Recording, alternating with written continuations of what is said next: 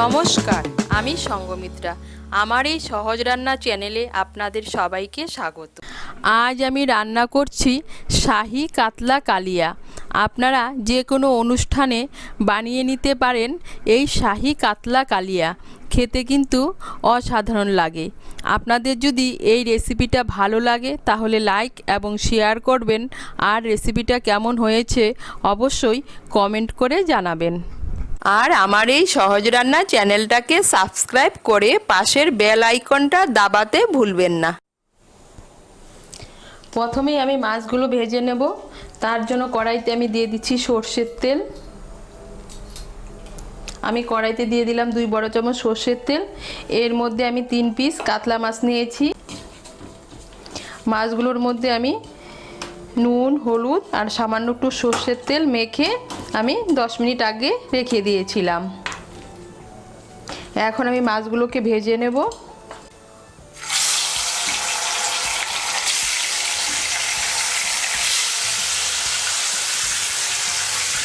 মাছগুলোকে আমি দুপাশ লাল করে ভেজে নেব।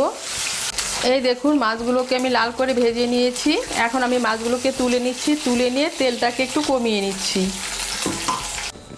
মাছ ভাজার পর তেলটা কমিয়ে নিয়েছি। কড়াইতে এখন 1 বড় চামচের মতো তেল আছে। এই তেলেই রান্নাটা করব। এর মধ্যে আমি দিয়ে দিচ্ছি একটা তেজপাতা, একটা শুকনো লঙ্কা,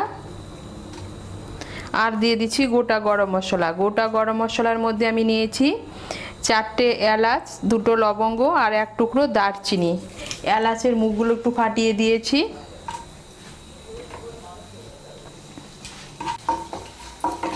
ফোড়নটা দিয়ে একটু নাড়াচাড়া করে নেব। যখন ফোড়নের থেকে একটা সুন্দর গন্ধ বেরোবে তখন আমি এর মধ্যে দিয়ে দেবো পেঁয়াজ বাটা। আমি একটা ছোট সাইজের পেঁয়াজ বেটে নিয়েছি।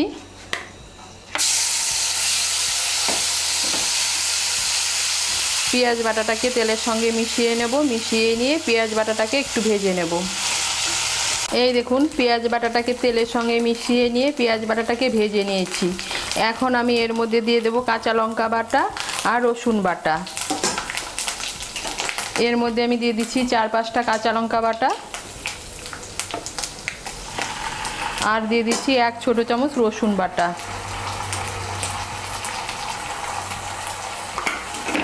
কাঁচা লঙ্কা বাটা রসুন বাটাটাকে মিশিয়ে নেব। মিশিয়ে নিয়ে এটাকেও আমি একটু ভেজে নেব।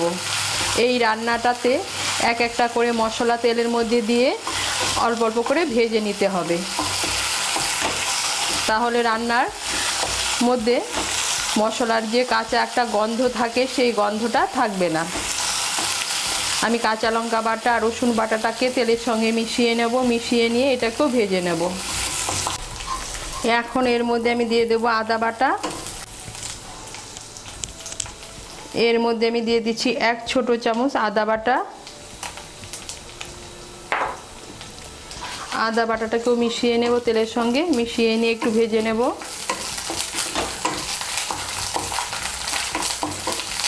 এই দেখুন, আদা বাটাটাকেও একটু ভেজে নিয়েছি। এখন আমি এর মধ্যে দিয়ে দেব টমেটো বাটা। আমি একটা ছোট সাইজের টমেটো বেটে নিয়েছি।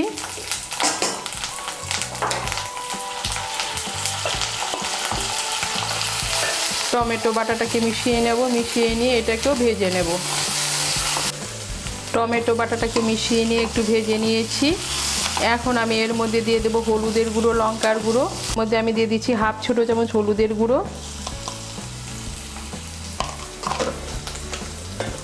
দিয়ে দিচ্ছি 2 ছোট চামচ লঙ্কার গুঁড়ো। ঝালটা আপনারা আপনাদের স্বাদ মতো দেবেন।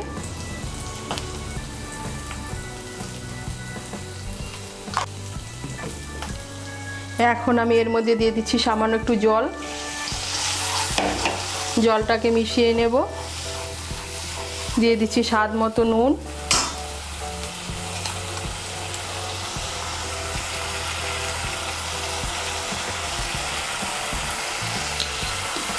নুনটাকে মিশিয়ে নিয়ে এখন মশলাটাকে আবার ভালো করে কষিয়ে নেব, যতক্ষণ না পর্যন্ত মশলার থেকে তেল ছেড়ে দিচ্ছে।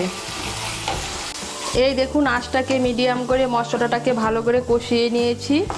মশলাটাকে কিন্তু ভালো করে কষিয়ে নিতে হবে, তা না হলে মশলা থেকে একটা কাঁচা কাঁচা গন্ধ আসবে। এখন আমি এর মধ্যে দিয়ে দেব নারকেলের দুধ। এর মধ্যে আমি দিয়ে দিচ্ছি 1 কাপ নারকেলের দুধ।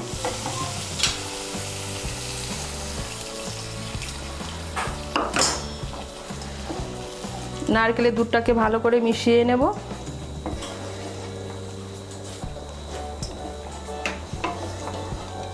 মিশিয়ে নিয়েছি, এখন আমি এটাকে ফুটতে দেব। এই দেখুন ঝোলটাকে ফুটিয়ে নিয়েছি।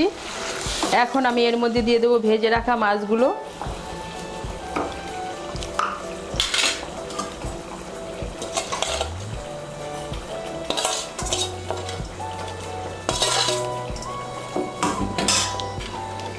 মাছগুলোকে মিশিয়ে নেব ঝোলের সঙ্গে।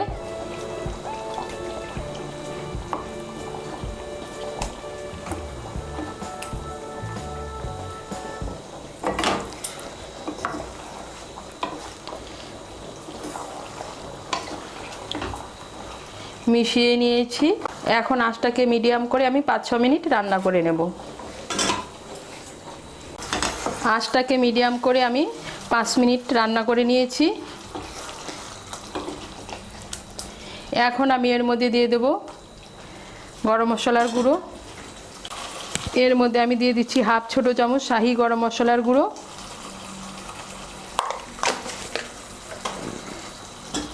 গরম মশলার গুঁড়োটাকে মিশিয়ে নেব।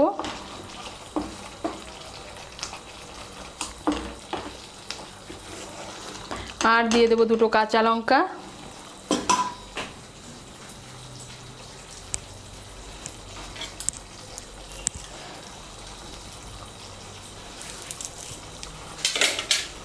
আর দিয়ে দেব ঘি। এর মধ্যে দিয়ে দিচ্ছি 1 ছোট চামচ ঘি।